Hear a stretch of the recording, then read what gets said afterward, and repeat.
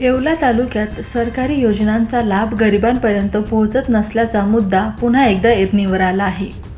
अखिल भारतीय आदिवासी भटक्या विमुक्त जाती जमाती महासंघ आणि एकलव्य संघटनेच्या वतीने आज येवला तहसीलदारांना एक महत्त्वाचे निवेदन सादर करण्यात आले आहे. विशेषतः नवीन रेशन कार्डावर नावांची नोंद करणे आणि धान्य पुरवठा सुरळीत करणे या प्रमुख मागण्यांसह घरकुल योजना, जातीचे दाखले आणि संजय गांधी निराधार योजनेतील प्रलंबित प्रकरणांचा निपटारा करण्याची मागणी संघटनेने लावून धरली आहे.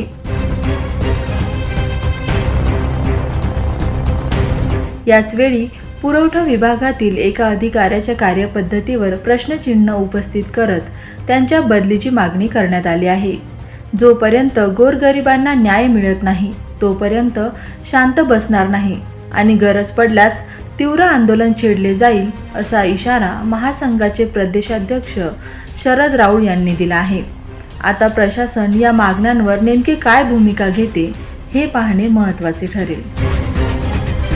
एकलव्य आदिवासी संघटनेचे अध्यक्ष शिवाजीराव ढवळे साहेब व भटक्या विमुक्त जाती जमाती आदिवासी संघटनेचे मी स्वतः शरद रावळ या ठिकाणी आपणास सांगू इच्छितो की या येवला तालुक्यामध्ये भटक्या मुक्तांची 42,000 लोकसंख्या आहे. आदिवासींची बहुतेक 27-28,000 लोकसंख्या आहे. या तहसील कार्यालयामध्ये पुरवठा विभागाचे जे अधिकारी बाळासाहेब हावळे म्हणून दखल घेतली जात नाही.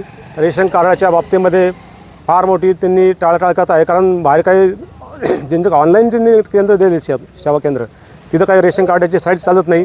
त्यामुळे बरेचसे आमच्या गोरगरीब महिला, निराधार महिला असतील, काहींना हॉस्पिटलचं काम आहे अशा महिला असतील, काहींना शाळेच्या मुलांचं काम आहे असे काही नागरिक असतील. या ठिकाणी रेशन कार्डाची फार मोठी त्या ठिकाणी अडचण निर्माण होत आहेत. तरी माननीय तहसीलदार साहेब यांना आम्ही सांगितलं आहे की साहेब अशी अडचण तयार होते, पण साहेब काम करतात, परंतु जे खालचे पुरवठा अधिकारी आहेत हे टाळटाळ करतात. याकरता त्यांनी लवकरात लवकर आम्हाला रेशन कार्ड देण्यात यावे आणि त्यानंतर घरकुल योजना असेल, जातीचे दाखले असतील, निराधार योजना असेल किंवा विधवा परित्यक्तांच्या योजना असेल या ठिकाणी त्यांनी त्वरित मंजूर करावा. माननीय बीडीओ साहेब यांनाही आम्ही विनंती केली आहे.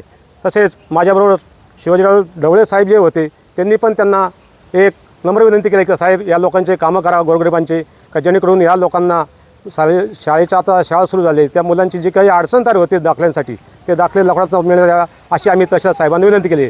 जर हे जर कदाचित झाले नाही तर येत्या 15 दिवसामध्ये आम्ही एक तीव्र आंदोलन या ठिकाणी उभं करू आणि इथं संसार थाटण्याचा आम्ही तहसील कार्यालयातच आम्ही 3 दगडाच्या चुली मांडून इथं गोरगरीब लोक सगळे इथंच येऊन खाऊ, इथंच राहू, हेच घर म्हणून आम्ही समजून या ठिकाणी असं मी आपणाला सूचित करीत आहोत. हे भटक्या विमुक्ताचे नेते शरद रावळ यांनी भटक्या विमुक्त समाजातील तालुक्यातील काही लोकांच्या प्रश्नाच्या संदर्भामध्ये या ठिकाणी निवेदन तहसीलदाराकडे माझ्या हस्ते दिलेलं आहे. मी उपोषणाला भेट दिला असता त्यांनी विनंती केली की आपण सर्वजण जाऊन तहसीलदार साहेबांशी या प्रश्नाच्या संदर्भात चर्चा करावी.